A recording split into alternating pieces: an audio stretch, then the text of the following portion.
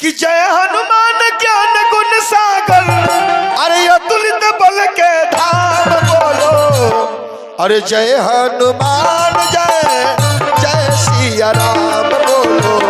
जय हनुमान जय जय सिया राम बोलो। जय हनुमान जय जय सिया राम बोलो।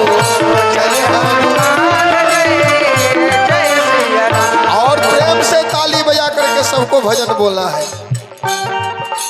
जय हनुमान ज्ञान गुण सागर, जय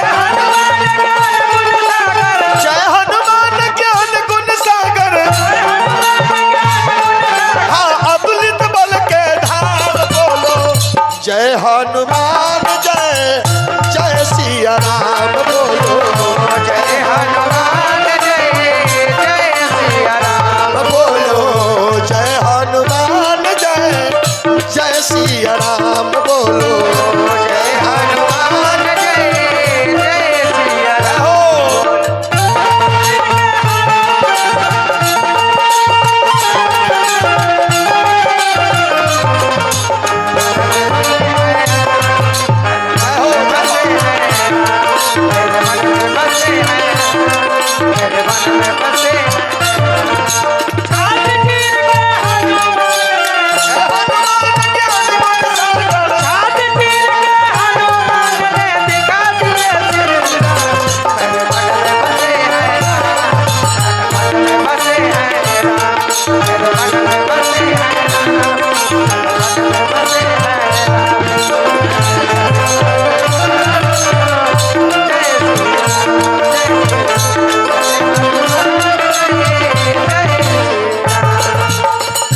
कभी कह रहा बा लाल देह और लाल लंगोटा सबके भाग जगाइले।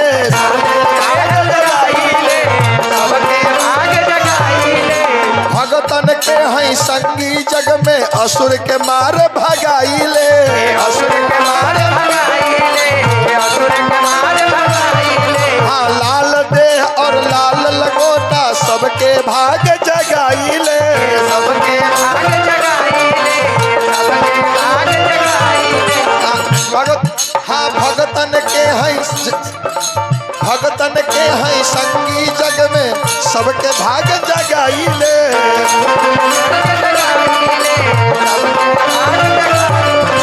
हे हनुमान जी जे जे रावण नाम जपेला,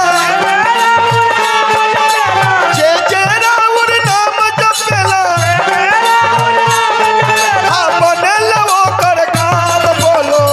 जय हनुमान जय जय सिया राम बोलो।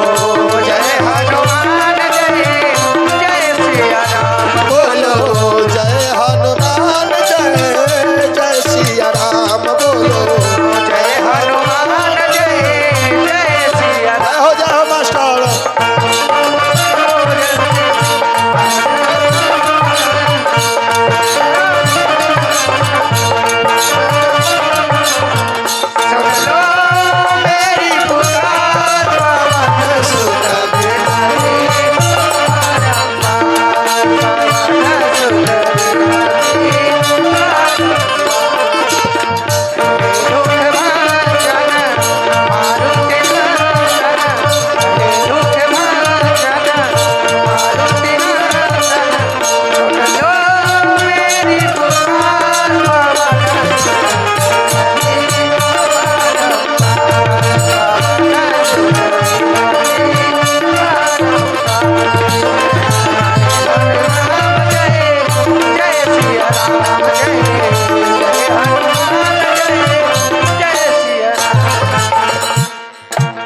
कभी कह रहा बा कि हे हनुमान जी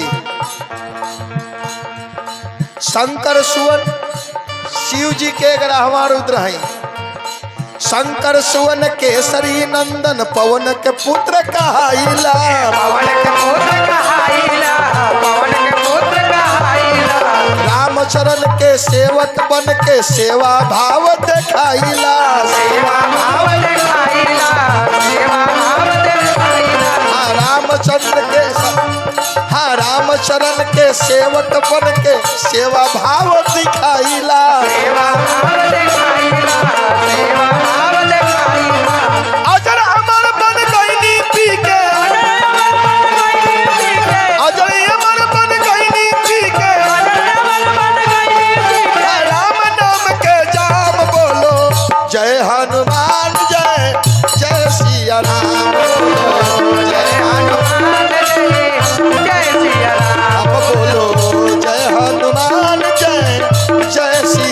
राम बोलो जय हनुमान जय हो मास्टर। जय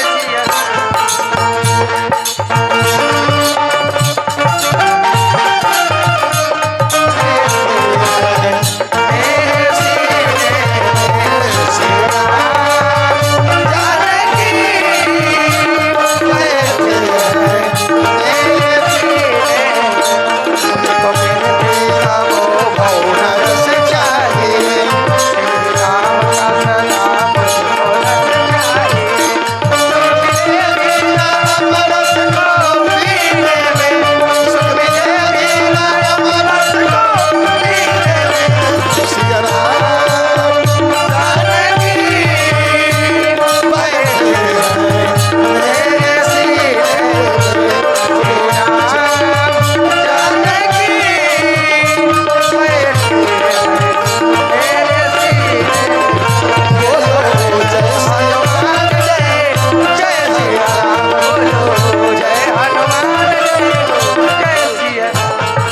लास्ट में कवि कह रहा बा कि हे हनुमान जी अष्ट सिद्धि नवनिधि के दाता लंका में बरम पाइला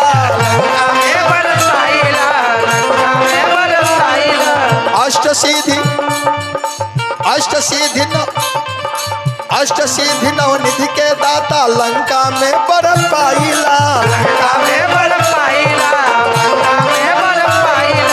वीरों में बन महावीर बजरंग बली कहलाइला